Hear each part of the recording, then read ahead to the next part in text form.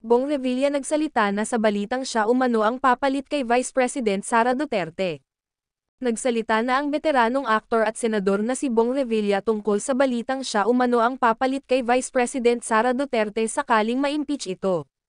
Sa naging panayam sa kanyang ng entertainment media nilinaw at mariin itong pinabulaanan ng senador at tinawang na fake news ang kumalat na balita tungkol sa kanila ni Vice President Sara Duterte. Ayon kay Bong may lumabas, di ba? Pinaputok nila sa social media, kapag na-impeach daw si Inday Sara, ako ang papalit.